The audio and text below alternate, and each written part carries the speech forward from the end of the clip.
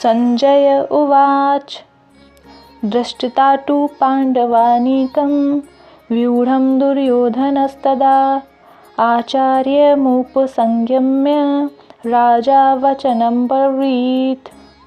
संजय ने कहा, हे राजन, पांडु पुत्रों द्वारा सेना की व्यूह रचना देखकर राजा दुर्योधन अपने गुरु के पास गया और उसने ये शब्द कहे।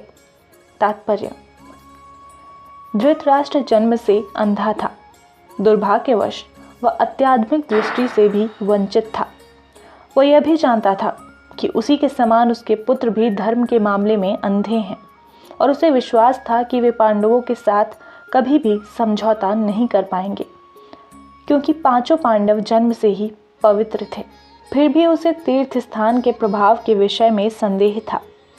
इसीलिए संजय युद्ध भूमि की स्थिति के विषय में उसके प्रश्न के मंतव्य को समझ गया। अतः वह निराश राजा को प्रोत्साहित करना चाह रहा था। उसने उसे विश्वास दिलाया कि उसके पुत्र पवित्र स्थान के प्रभाव में आकर किसी प्रकार का समझौता करने नहीं जा रहे हैं।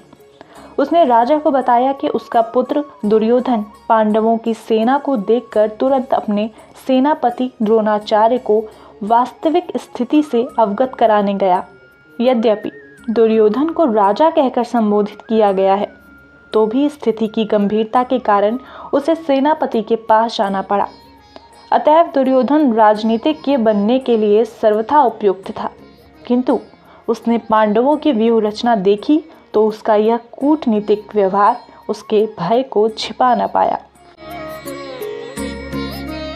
पश्यतां पांडुपुत्राणाम् आचार्य महती च मूं व्यूढां द्रुपदपुत्रेण तव शिष्येन धीमता।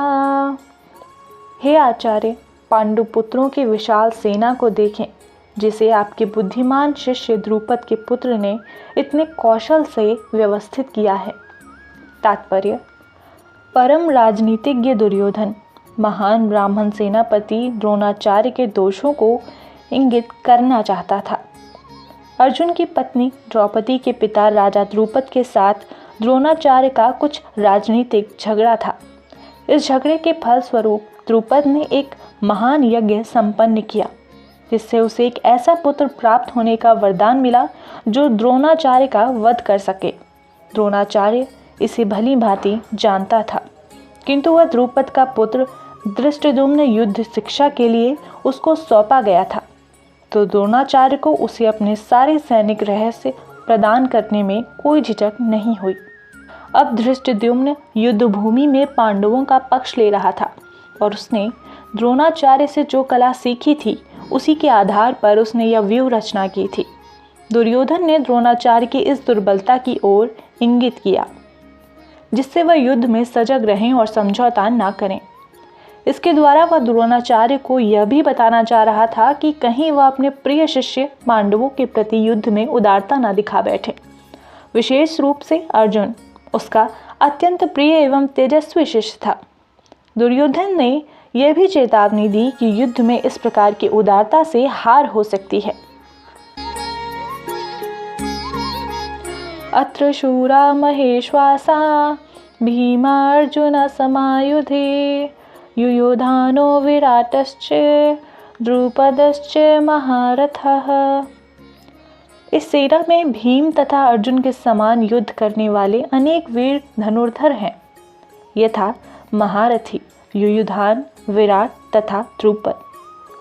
तात्पर्य: यद्यपि युद्ध कला में द्रोणाचार्य की महान शक्ति के समक्ष धृष्टद्युम्न महत्वपूर्ण बाधक नहीं था, किंतु ऐसे अनेक योद्धा थे जिनसे भय था।